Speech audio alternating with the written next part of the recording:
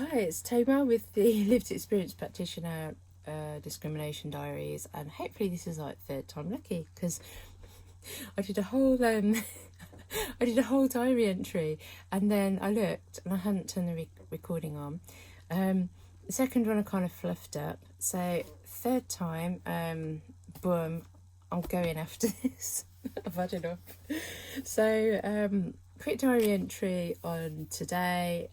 Bloody hell, I'm overwhelmed. Basically, I got to the, I don't know, mid-afternoon. I've just felt like my head's had enough. It just kind of jarred, and that was it. So I've been left feeling like, oh, I've barely done anything. But then I wrote stuff down, and what I realised was that I've done more than I thought. And again, it's something that I was thinking.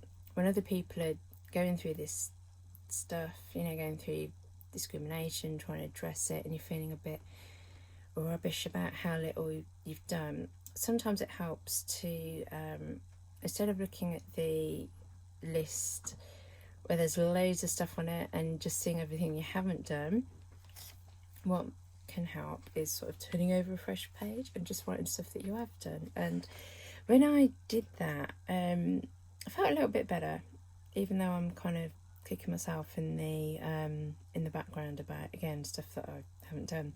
So what I've noticed today is that I've done a lot of things to that contribute towards my health, which I'll go into in a little bit.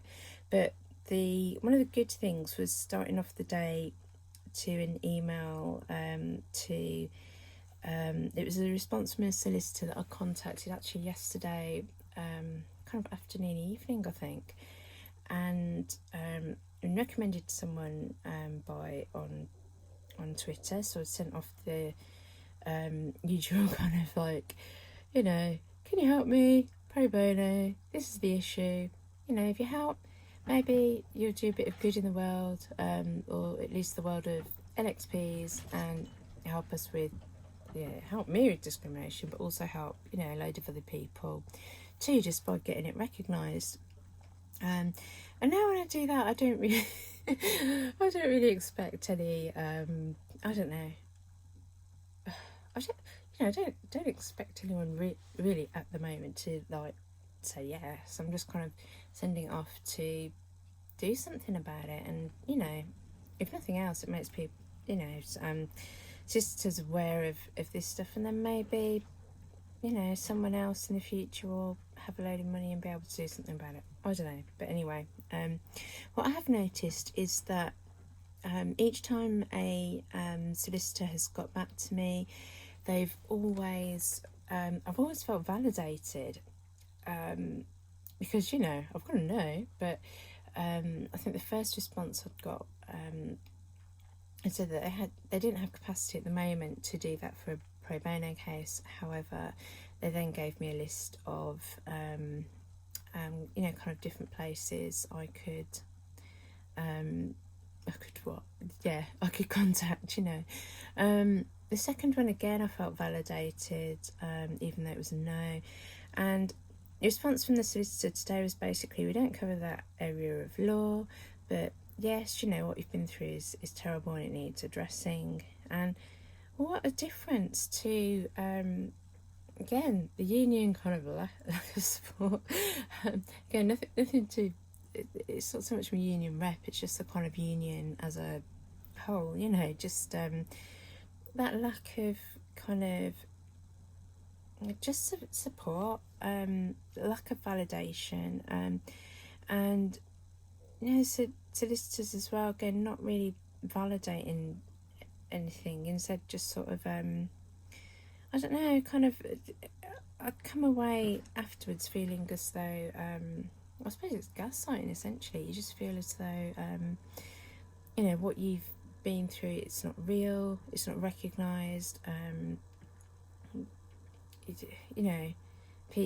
people don't see it as important, or they don't see the harm or the hurt that it causes, and they don't, even if they did, they won't want to do anything about it. So I'm just kind of it just sort of, basically I've felt very down over that. But there's something about sending these emails off where, I'm not, I don't know, I feel less rejected than, the people that I've paid to help me when I end up in crap, instead people who don't know me from Adam are kind of being a bit kinder about it. So, hey. Anyway, coming on to health and stuff. So I feel like I've done nothing today, and isn't it interesting? I feel like I've done nothing, but I have done things towards my own health. Got my COVID vaccination. Woo! It's the Pfizer one. So I've got to basically go back in a few months to get the second jab, but it just means that I'm I suppose less likely to get COVID now, which is good. And that is also one of the good things about, there's not all terrible things. I love the work I do, and I love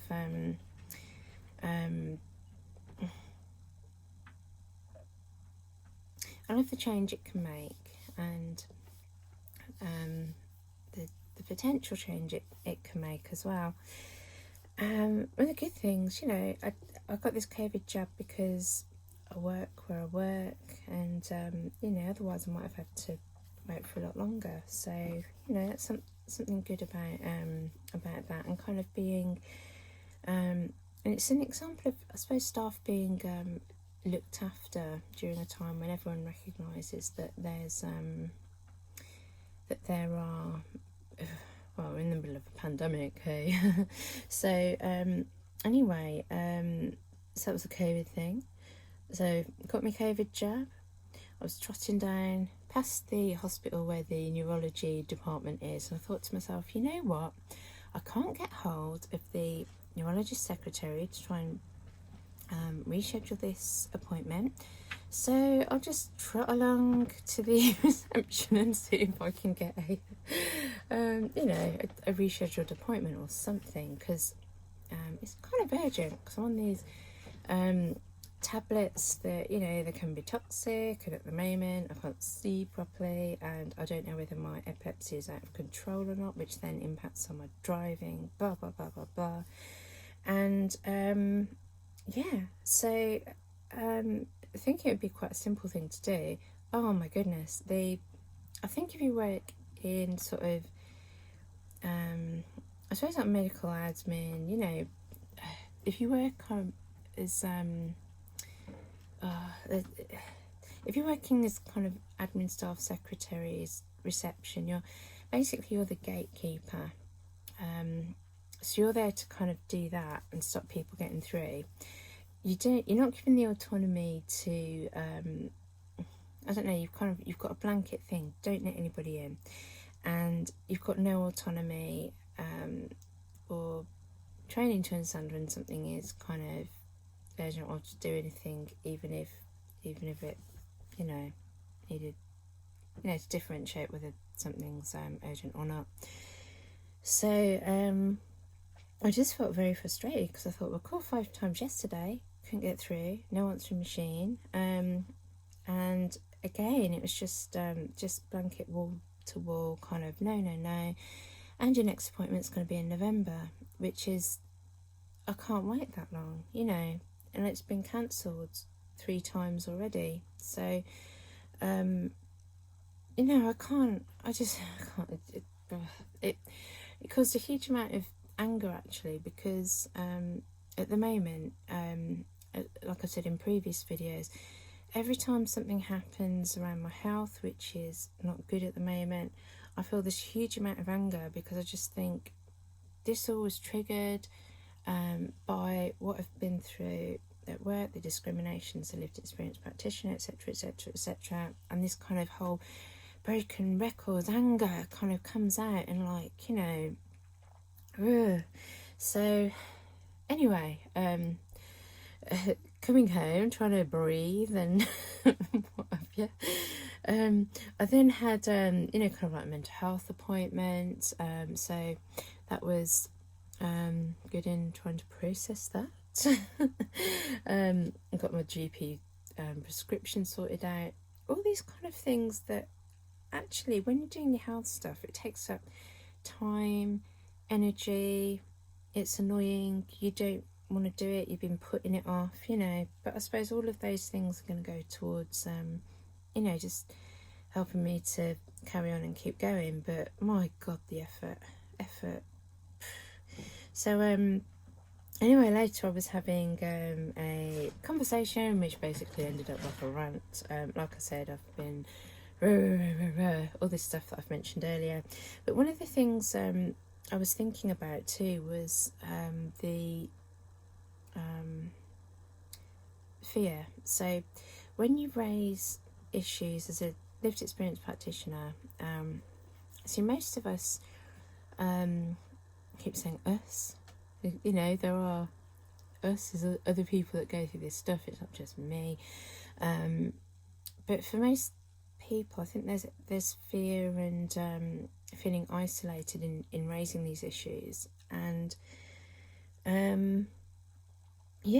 it made me think, well, actually, like, I'm raising stuff. People don't like me raising stuff. Some people actually get quite pissed off with me raising stuff. And then, when I go back and either it's sorted, not sorted, what have you, you then have to go back with working with people that don't like stuff that you've said, and maybe something's been done about it, and then they're pissed off about something being done about it.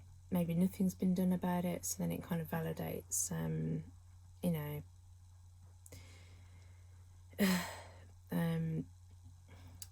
or invalidates whatever you've been saying. Does that make sense? But they're still going to be pissed off with you for saying it in the first place. So there was this going on in my head, and it had made me think of an example of a colleague who'd not very outspoken, but didn't